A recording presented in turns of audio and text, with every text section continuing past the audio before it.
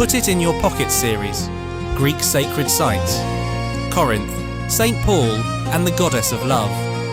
Written by Jill Dudley. Audio production by Tom Fisher.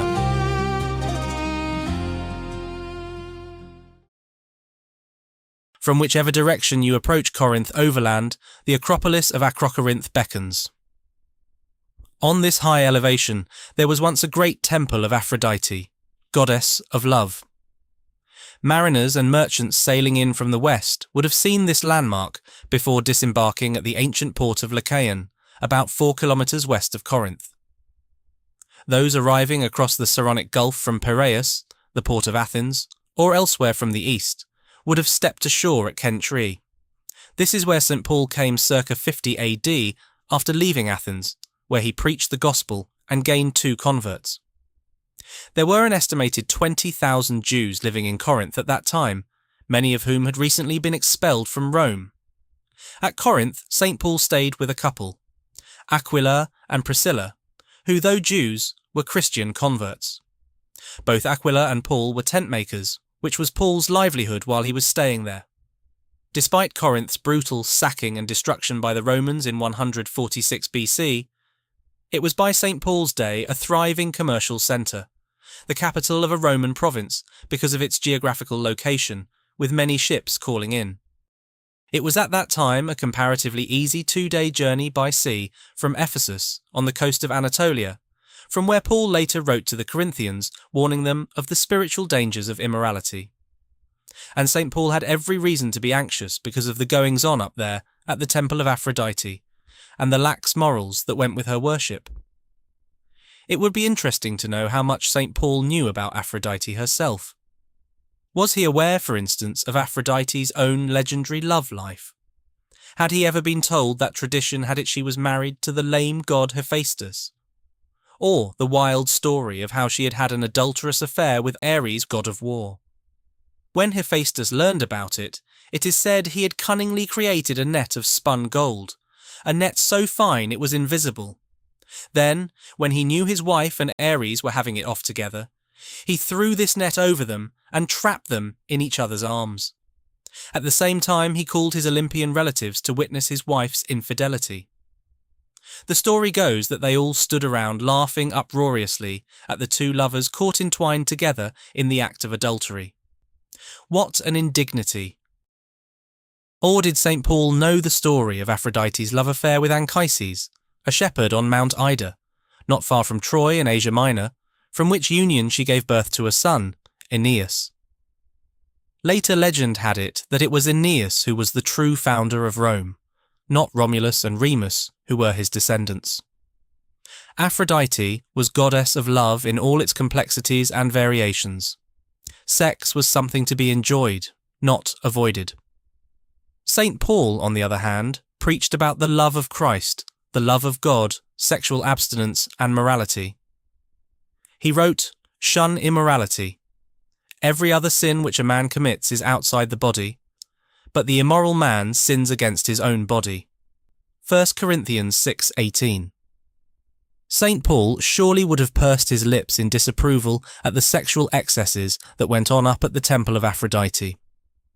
In its heyday, the temple was said to have had no fewer than 1,000 prostitutes to entertain the mariners and merchants who visited the city.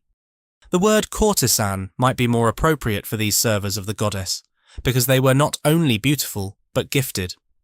They were slaves selected for their various talents in music and singing, bought only by those who had the money, and presented to the goddess in grateful thanks for some benefit received. One such example was an athlete who promised the goddess 200 girls if he won at the Olympic Games. He did win, and kept his vow. Some of the greatest statues of Aphrodite were, in fact, modelled from these hetairai, the girls who served the goddess. In nearby Old Corinth, where St. Paul lived and preached, there were numerous temples. One in particular dominated the city, the great temple of Apollo, with its 40 or so soaring Doric columns, of which only 7 now remain. What did St. Paul know about Apollo? Or his twin sister Artemis, whose temple at Ephesus had been one of the 7 wonders of the world? Regarding the ancient Greek stories at Corinth, would he, a Jew from Tarsus in Asia Minor, have known about Jason and the Argonauts, or Medea, Jason's wife? Would he have bothered here at Old Corinth with Glauca's fountain close by Apollo's temple? Today, all that is to be seen of it is a monolithic rock with two cave-like entrances into it. It was into its waters that the unfortunate Glauca, Jason's new bride, was said to have leapt when she caught fire by spontaneous combustion after donning a poisoned garment sent to her by Jason's first wife, the wildly jealous Medea. Or would St. Paul have noticed the Fountain of Pyrene, so called because a girl of that name had wept so much at the death of her son that she had turned into a permanent flow of water? The fountain itself is today a series of arches over dark chambers with decorative pillars, and from the furthest chamber water flows over large stones before being channeled away. According to legend, the winged horse Pegasus once drank from this spring, and Bellerophon, a hero similar to Hercules, though less well known, caught Pegasus there, and used the horse's magic powers to aid him with several labours that had been assigned to him. Pegasus was a favourite of the Muses, and became symbolic of flights of the imagination. Had he known these stories, would he have been interested in identifying these places with them? No doubt the answer is no. St. Paul's mission was to bring the Greek mind from such flights of fancy, and harness it to his new message about the Son of God, the Son of the one and only true God, who had been crucified, but had risen from the dead. To be a son of a god was nothing new to pagans whose gods had often impregnated mortal women who had borne them sons. That this Son of God had risen from the dead? Well, there had also been risings from the dead in pagan worship too. St. Paul wanted the Corinthians to realise that all such imaginative wonders were now past. Their stories were fallacious, a mere preparation for the real thing to be found in the risen Christ.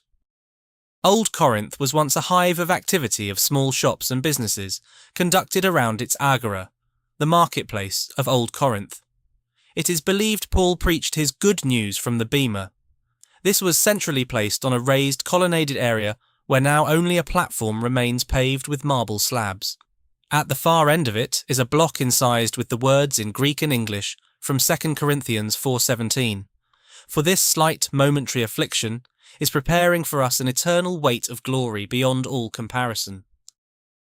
Kentrae, the port where St. Paul had once stepped ashore on his journey to Corinth, was at the time a sizable town. Today it is no longer a port, though in its horseshoe-shaped bay, the ruins of its ancient quay and the remains of warehouses are still visible under the clear, shallow waters along the shore. From Kentrae there was once a sacred way, along which pilgrims would have made their way to Isthmia, where there was an important sanctuary of Poseidon, god of the sea.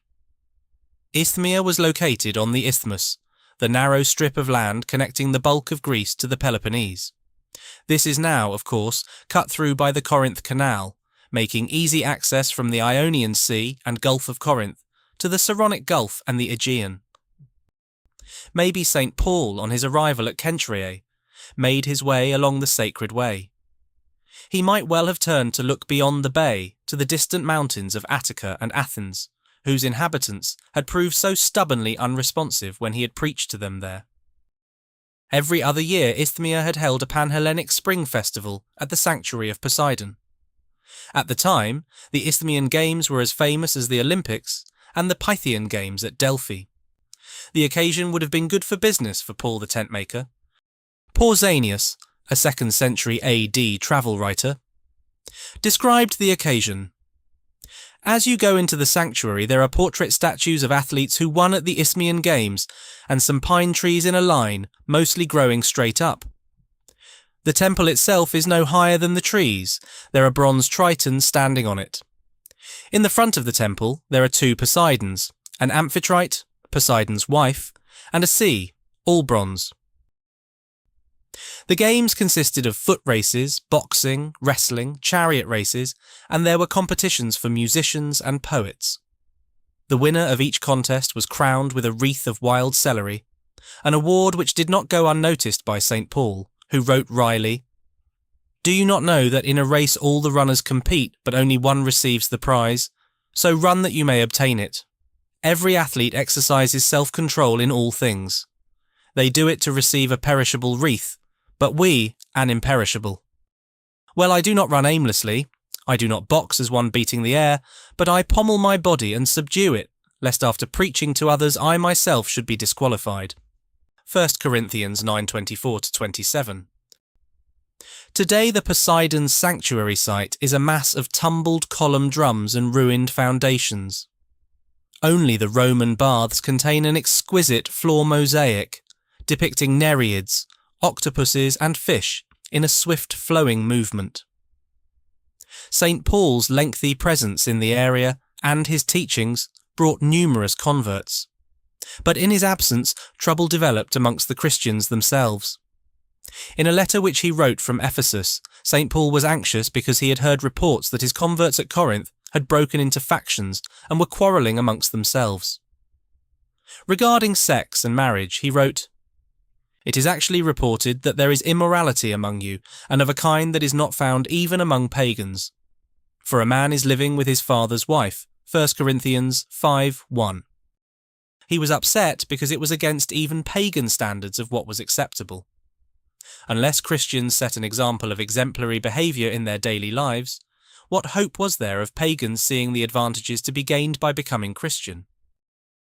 Constantine the Great, circa 274-337 AD, was the first emperor to recognise Christianity as a true religion, but it was not till the early 5th century that the Emperor Theodosius II finally imposed Christianity on the people and decreed the destruction of all pagan temples. With the formal establishment of Christianity, the temple of Aphrodite on Corinth was finally replaced by a church, and the sensual love of Aphrodite was substituted by the far more difficult to achieve disciplined love advocated by St. Paul. It would be interesting to know what St. Paul would think of men today after 2,000 years of Christianity. Would he be pleasantly surprised at man's humanity and self-discipline? Or would he hold his hands up in despair?